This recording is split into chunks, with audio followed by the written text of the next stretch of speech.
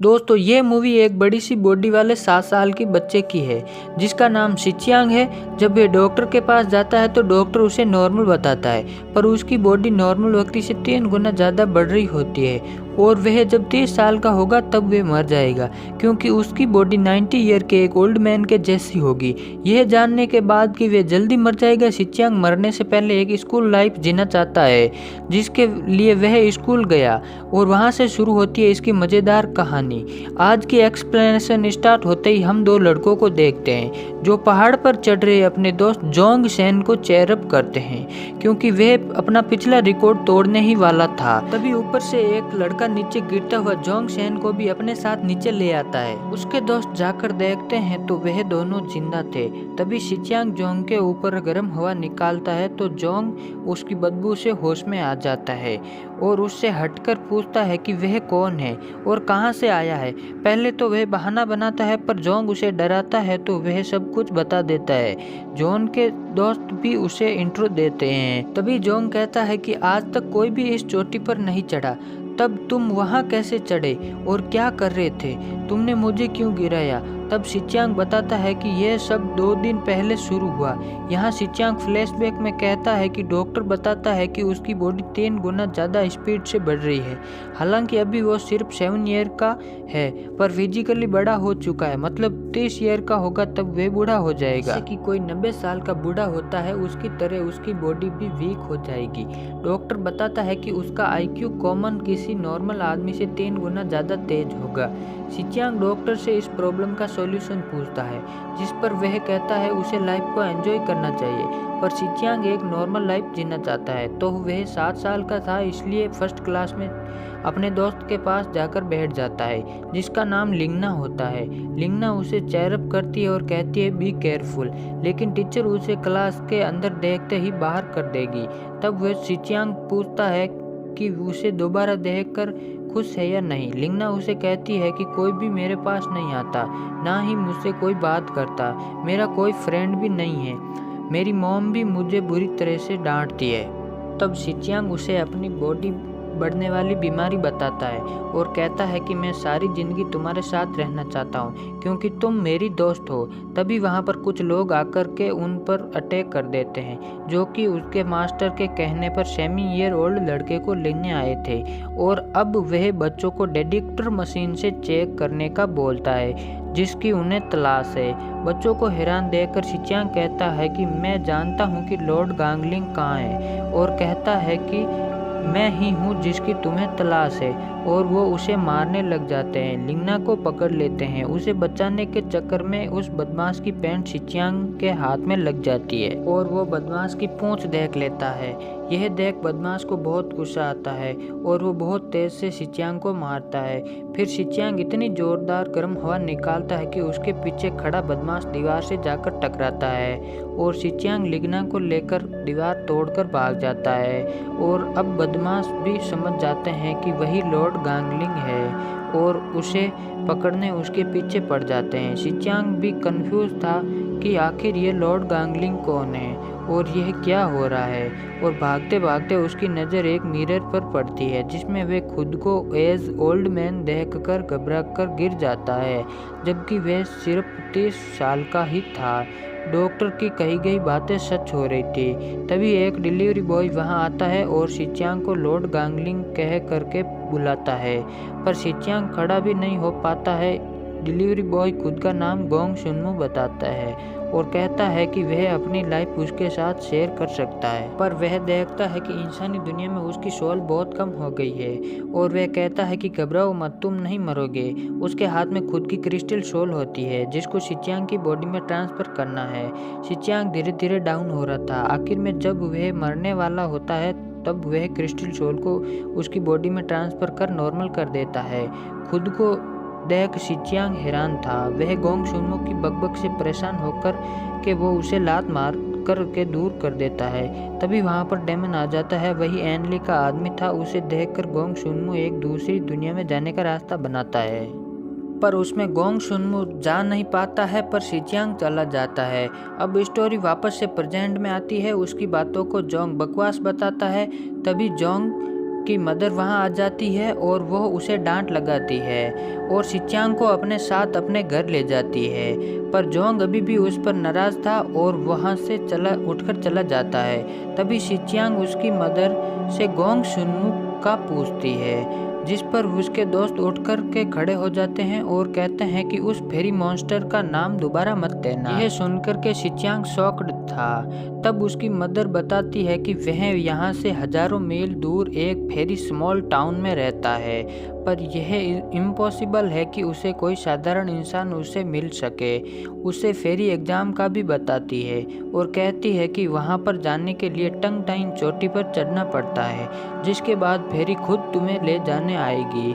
जिसके बाद शिच्यांग उस चोटी का पूछता है तो देखते हैं जोंग उस पर चढ़ रहा था और उसके दोस्त उसे वापस से चेयरअप करने में लगे जाते हैं। शिच्यांग भी वहां जाने की सोचता है क्योंकि उसे लिंगना को वापस लाना है। तभी जोंग नीचे आता है। शिच्यांग उसे चोटी पर ले जाने की रिक्वेस्ट करता है, पर जोंग कहता है ये हमारे गांव का इवेंट है, बाहर के लोगों का नहीं, और तुमको तो हम जानते तक नहीं। तभी शिच्यांग बता देता है कि उसे तो यहाँ गोंग शुनमू ने भेजा है। ये बातें सुनकर जोंग चौंक जाता है। शिच्यांग उससे सच में एक छोटे बच्चे की तरह रिक्वेस्ट करने लग जाता है। उस बातें सुनकर के जोंग के दोस्त और उसकी मदर उसकी हेल्प करने का बोलते हैं, पर जोंग कहता है कि इसकी बातों में ना आओ और हमें जानते तक नहीं और यह बकवास कर रहा है और क्या पता यह यहाँ सब डिस्ट्रॉय करने आया हो। तभी उसकी मदर उसे बकवास बंद करने के कहती है कि देखो ये कितना मासूम है। जोंग कहता है एक बुरे इंसान को आप भला कैसे पहचान सकते हो, पर उसकी माँ सुनने को रेडी नहीं थी। तो जोंग उसको अपनी तलवार तक 3 दिन में चढ़ने का कहता है, पर शिच्यांग की तो पहले ही दिन लग चुकी थी और वह कहता है कि वह तो 3 दिन में आधा मीटर भी नहीं चढ़ पाएगा। जोंग कहता है फिर मैं तुम्हारी हेल्प नहीं कर सकता, पर शिच्यांग कहता है कि अभी 2 दिन बाकी है। जोंग मदर के साथ घर चला जाता है और शिच्यांग जोंग के दोस्तों के साथ चोटी पर चढ़ने का प्लान बनाता है और दूसरे दिन वे जोंग की तलवार तक पहुंचकर उसे खींचकर नीचे ले आता है, जो कि बैलून बना करके वह ऊपर गए थे। जोंग उस पर गुस्सा करता है क्योंकि शिच्यांग उस लोगों की राह पर बैठा था जो अब तक इस एग्जाम में जाने के लिए मर चुके थे।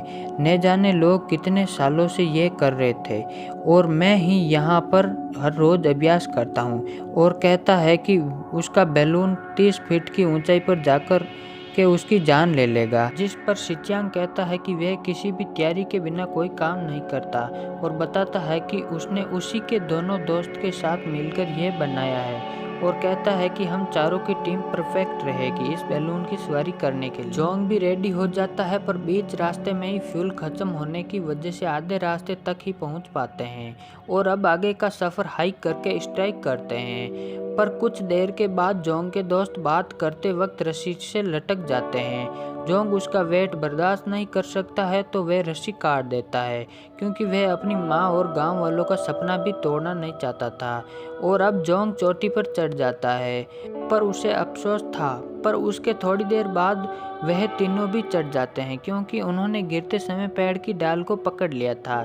जोंग के दोस्त उस पर बहुत गुस्सा करते हैं कि वह इतना सेल्फिश कैसे हो सकता है। तभी वहां पर एक फेरी आती है, वह उन्हें कहती है कि वो लेट हो गए। शिच्यांग पूछता है कि नेक्स्ट फेरी फाइट कब आएगी। तब शिच्यांग फेरी को उसकी बर्ड की सवारी करने का बोलता है, जो कि एक पेपर की क्रेन बनी हुई थी। फेरी एग्जाम फाइट तक घुमाने के लिए रेडी हो जाती है, पर फेरी कहती है कि 2 शर्तों पर। पहली यह है कि कोई मैटर नहीं करता तुम्हारा रिजल्ट क्या होगा और तुम तीनों को अपना समुदाय में रजिस्टर करना होगा, और दूसरी शर्त यह है कि इस पर सवारी करने के लिए तुमको अपनी सोल लाइफ के 50 ईयर देने होंगे। तब शिच्यांग कहता है कि यह सब तुमको क्यों चाहिए, क्या तुम्हारे समुदाय में फाइनेंशियल प्रॉब्लम है। तब फेरी कहती है कि अगर 50 ईयर देने हो तो बोलो, नहीं तो छोड़ो। तो शिच्यांग रेडी हो जाता है और वह भी एक शर्त रखता है कि मैं या मेरे दोस्त एग्जाम में फेल हुए तो तुम हमारे 50 ईयर वापस करने होंगे। जैसे ही वो गोंग शुनमू का नाम लेता है फेरी चौंक जाती है। यह बात शिचियांग भी नोटिस करता है। अब फेरी उन तीनों को अपने टाउन की सैर कराती है और आखिर में वो उस जगह पैदल उन तीनों को लेकर पहुंच जाती है जहां पर फेरी एग्जाम होगा। उन तीनों की चल चल के हालत खराब हो चुकी है, भूख से हाल बेहाल है और वहाँ पर वह उन तीनों को वह लोग दिखाती है जो इस एग्ज़ाम में फ़ाइट करने वाले हैं, जो कि उन तीनों से कई गुना ज़्यादा स्ट्रॉन्ग लग रहे हैं और हर किसी में कुछ ना कुछ स्पेशल क्वालिटी भी थी। तब शिचियांग कहता है कि मैं एक डिफरेंट पर्सनैलिटी हूँ। तभी उस जगह हम देखते हैं कि जोंग यू आता है जो कि जू फैमिली का सेकेंड यंग मास्टर भी था, जिसकी एंट्री वहाँ पर बड़ी ही शानदार तरीके से होती है, जो कि बहुत ही बड़ा राइस केक अपने साथ लेकर आया था। शिचियांग को वहाँ पर जोंग भी नजर आता है। मास्टर लोगों से अपनी तारीफ सुनना चाहता है पर कोई भी शब्द रिपीट नहीं होना चाहिए। काफ़ी देर हो जाने पर जोंग मास्टर पर गुस्सा करता है, तो यह देखकर मास्टर गुस्से में उस पर हमला कर उसकी माँ को लेकर गलत बोलता है। सब खड़े देख रहे होते हैं, तभी शिचियांग आके आकर के मास्टर के तारीफों का पुल बनाता है, वो भी बिना शब्द रिपीट किए। उसके मुंह से ये कॉम्प्लीमेंट सुनकर के मास्टर उसको 3 राइस केक देने का बोलता है, जिस पर शिचियांग कहता है कि सिर्फ 3 नहीं, ये सब मेरे होने चाहिए, मेरे पास कॉम्प्लीमेंट्स के लिए अनकाउंटेबल वर्ड्स है। तभी जोंग उन तीनों को वहां पर देखकर चौंक जाता है, पर उन तीनों को साथ में देख करके मास्टर उनको गैंग समझकर अपने गार्ड्स को पकड़ने का बोलता है। पर तभी फेरी वहां आकर के कहती है कि ये मेरे संप्रदाय के लोग हैं, इनको कोई कुछ छुएगा भी नहीं, अगर इनको कुछ करना हो तो पहले मुझसे भिड़ना होगा। और इस जगह serious like soul land I am a great god movie के एपिसोड 1 की एक्सप्लेनेशन खत्म हो जाती है। दोस्तों पार्ट 2 में हम देखेंगे कि शिचियांग 30 साल की उम्र के बाद जिएगा कि मर जाएगा। दोस्तों अगर आप इस चैनल पर नए हैं तो सब्सक्राइब जरूर करें और वीडियो पसंद आए तो लाइक ज़रूर करें। थैंक यू दोस्तों, मिलते हैं नेक्स्ट एपिसोड में।